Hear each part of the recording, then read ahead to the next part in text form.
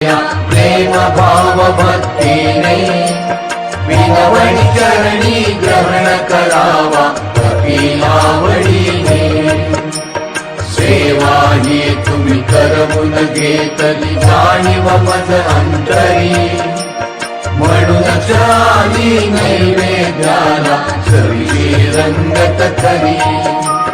पदार्थ जे जे नैवेद्याचे त्यावरी तुझीच सत्ता, तुला अर्पिता तुझेच सारे राज वाटते भक्ता। भक्तिभाव जाणून अंतरीचा सेवा ही स्वीकारा, कृपा करा अन्य नको काही विनवणी मोरेश्वरा। नाम नाचू दे अविरत धरी विसरण कधी